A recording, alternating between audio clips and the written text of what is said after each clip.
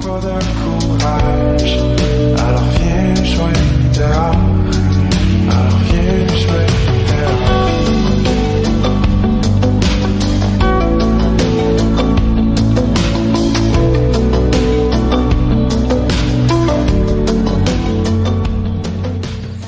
За сайн бацхан уу одоо Монгол Хятад Монголын сэтгүүлчдийн баг маань өнөөдөр одоо ингэж Мянсан алсад модтой танилцлаа. Мянсан алсад мод буюу одоо дүүжүн гэдэг энэ мод маань болохоор яг тэр чигээрээ өөрөө эрдэнэ юм байна. За жишээ нь навчийн хоёр зориултад ашиглаж болдог. Нэгээс нь одоо ногоон хүчил гаргаж авч болно. Одоо тэгээд үүнээс гадна одоо эмд ордог цай боловсруулж болдог юм байна. Цайны навчаар ашиглаж болдог юм байна. Тэгээд энэ навчаар одоо боловсруулсан цай маань болохоор одоо цусны даралтыг бууруулах ч гэдэг юм уу. За бүр төлжүүлэх гэх мэтчлэн маш их одоо эрүүл мэндэд ашигтай байд юм байна. За үүнээс гадна одоо модных нь одоо хэлсэн нь болохоор за мөн одоо эрзэнэн үйлдвэрлэх за мөн эмийн ургамалд орох тийм одоо үйл хэрэгтэй юм байна.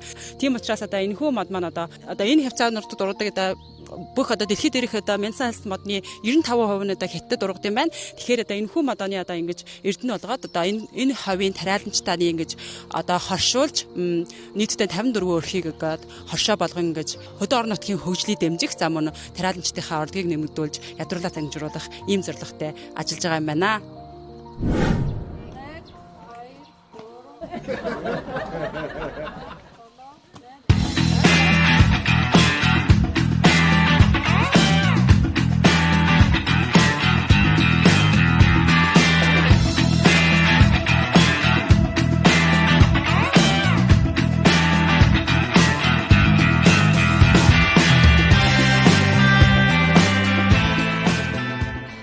За бид бүхэн одоо Хятадын уламжлалт ангаах ухаанд татаж олон зуун жилийн турш ашиглагдаж ирсэн одоо Мянсан алсад модны яг хажууд зогсож ийн үйлдвэртэй сая танилцаад гараад ирсэн. Би яг ингэсэн ч гэсэн амар ширүүн татсан ч гэсэн ингээд дотор холтсон нэм бат бүх чанартай юм байна.